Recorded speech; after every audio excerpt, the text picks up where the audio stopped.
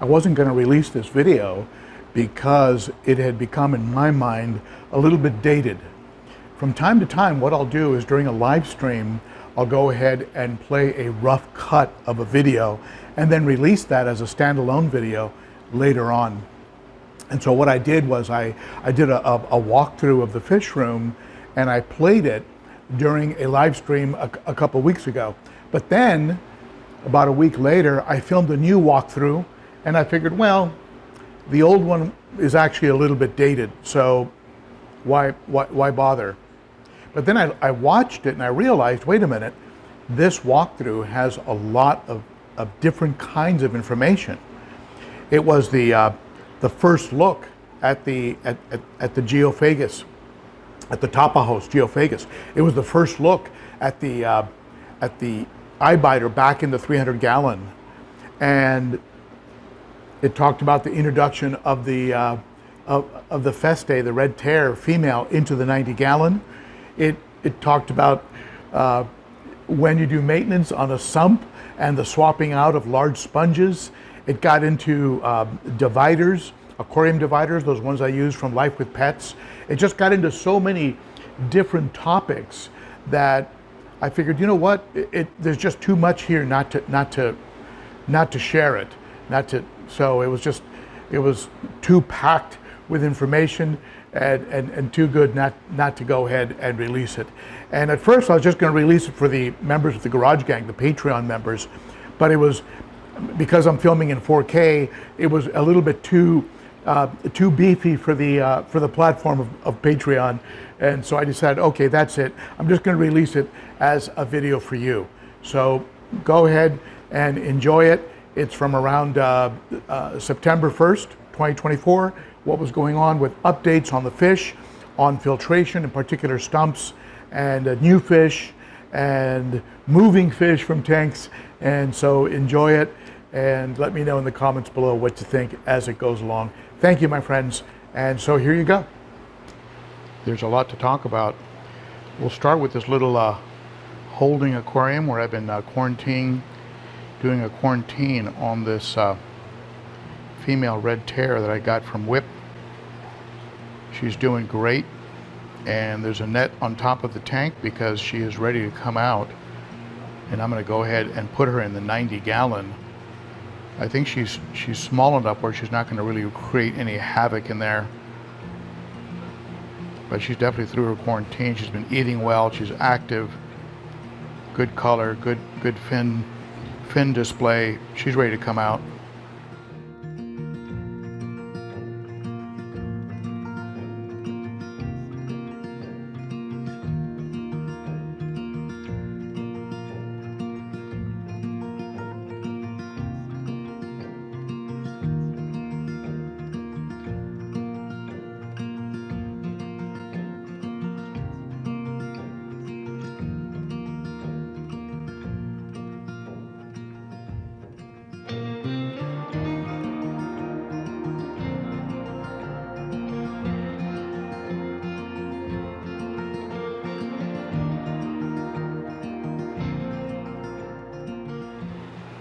And eventually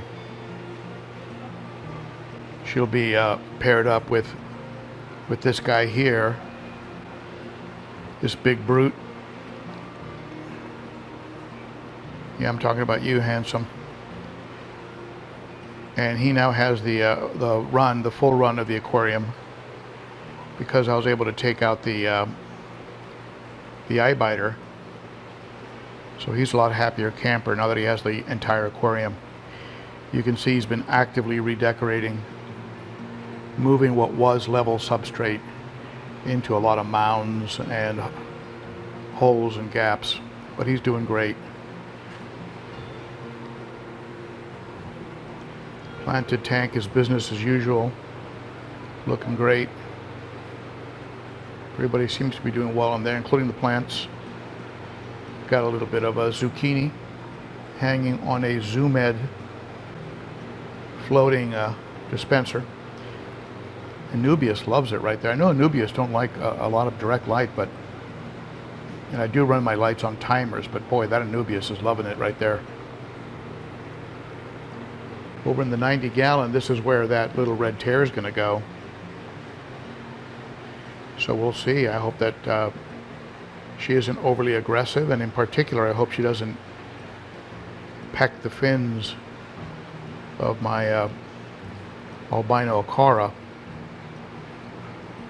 I've been feeding these fish a little more frequently, only because I know the Ochart was having some trouble getting food.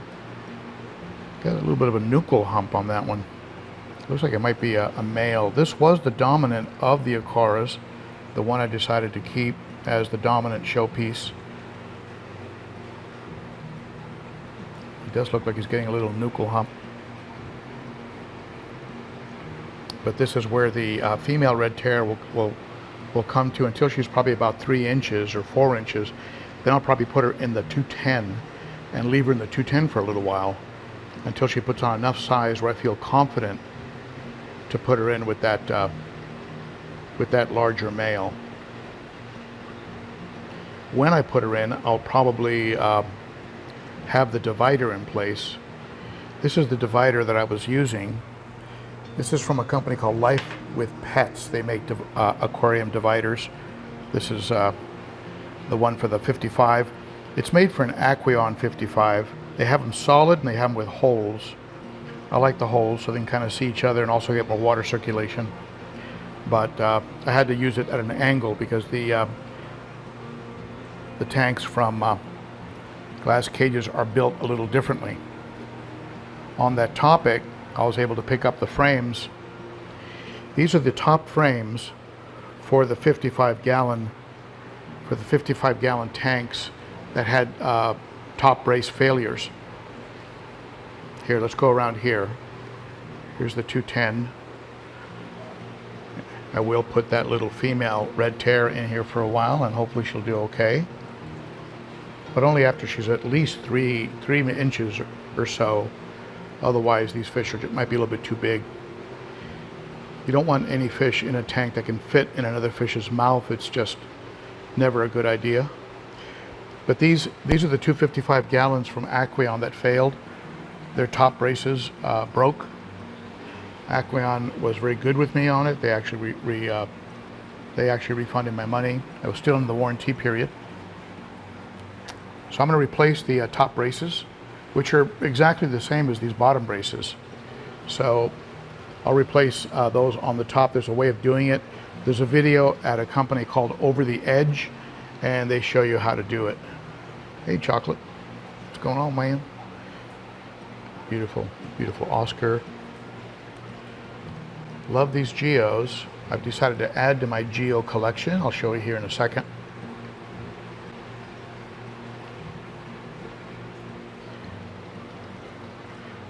Now here in the 300, we have a lot of exciting news in the addition of 6 new fish.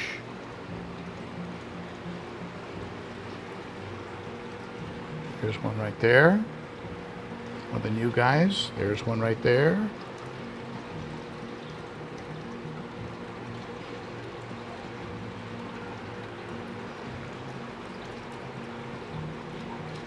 Taiwan Reef. There's a deep water in the back here. See if you can make them out. It's called deep water hap.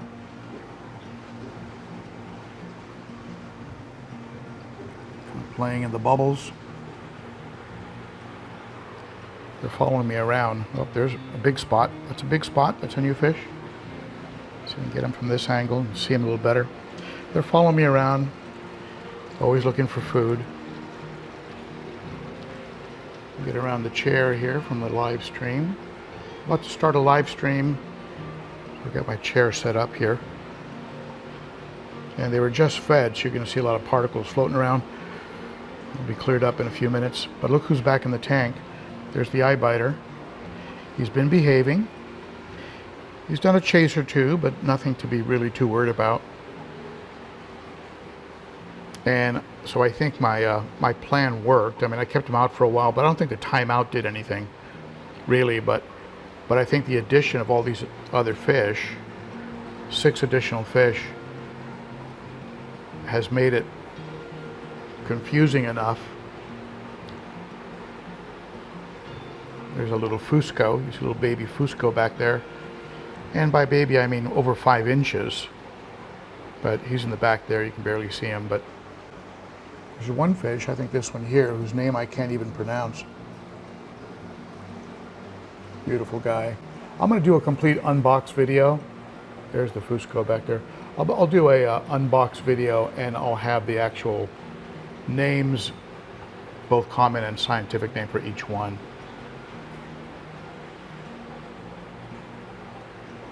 There's the Fusco. I love young Fuscos, the patterns on their body. There's the deep water. Came out from the back corner. A little concerned about the deep water because they're a placidochromis. They are a little bit of a placid fish, and but seems to be okay. Here's the. I've got like 2, maybe 3 generations of baby plecos in here. And check them out. They're just ridiculous. Like an army of plecos. Now, another interesting development in this aquarium, and I can't tell you what they are or who they came from, but I also have some baby fry. You see them in there? Can you see those fry darting around in there? You know, when I did the transition on the 55-gallon, and I brought all the planted aquarium community fish here, I think somebody left some eggs. They left some eggs behind. And now I have about 6 or 7 little fry that I don't even know what they are.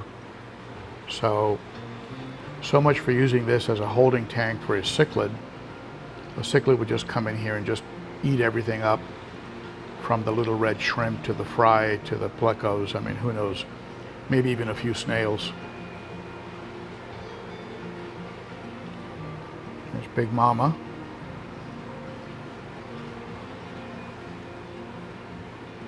Plecos love wood. You got to have wood in there with plecos.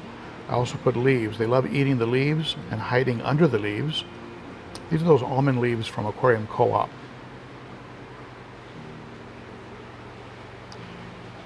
Now, a couple generations ahead of this batch, I had over 50 little plecos here. They're about 1 inch long. And you can see I cleaned it out, and I took those plecos over to the Aquatic Critter.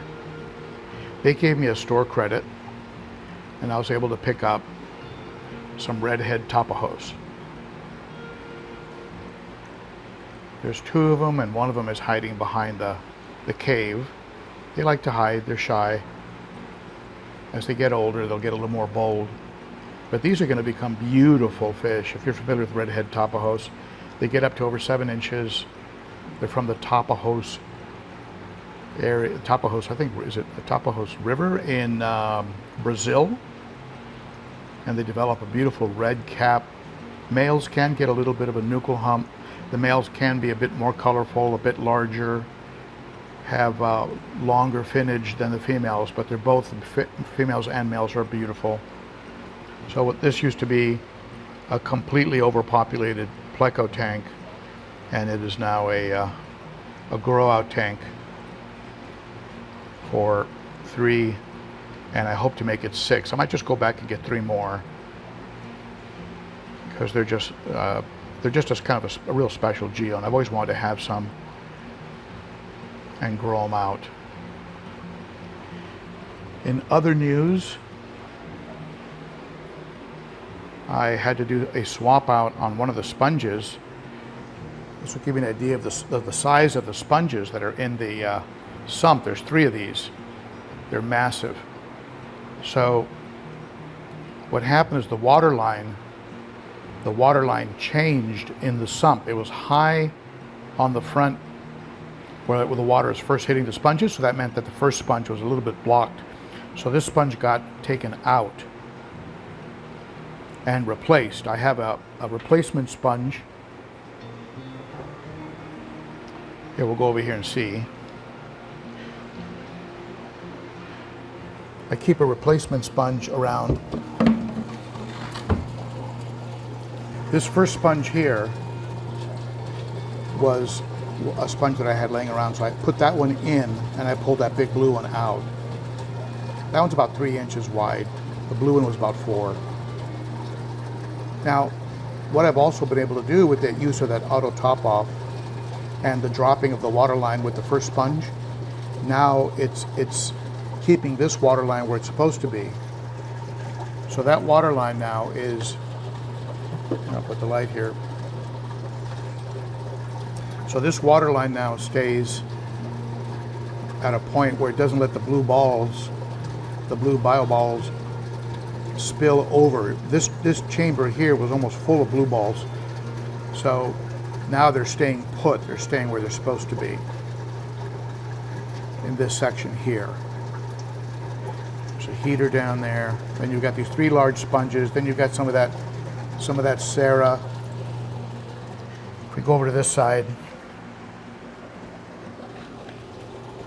there's that little the auto top off is doing a perfect job keeping the water at the exact level that I want it to be at.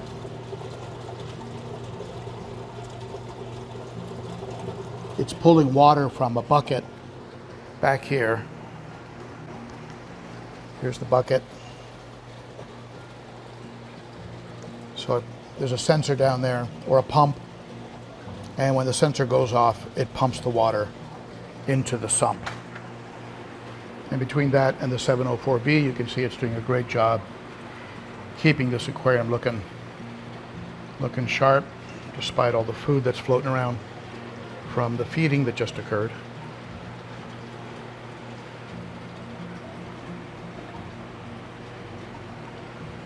So there you go.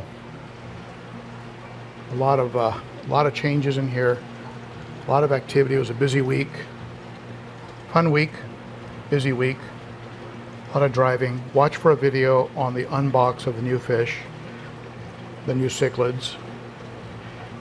I have a short video on my trip to Aquatic Critter to drop off the plecos and pick up the redhead tapajos. That big silver dollar was nipping the vieja. Well, he is a first cousin of a piranha, right? All right. That's the update. Never a dull moment. So I hope you enjoyed that. Be sure to put your comments below. I do read them when I can, and do respond when I feel it's appropriate. And I hope to see you on Saturday at the Cichlids and Coffee live stream, almost every Saturday. Almost. I do take some Saturdays off. And if you'd like to support the channel, be sure to give the video a thumbs up.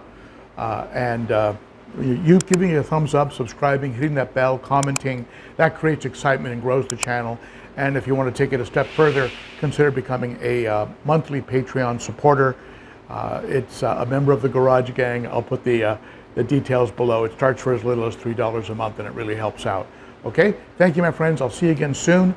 And if you want my best tips on taking care of aquariums and fish and all that good stuff, click on this up here. And if you would like to go ahead and subscribe, go ahead and hit me in the mug up here.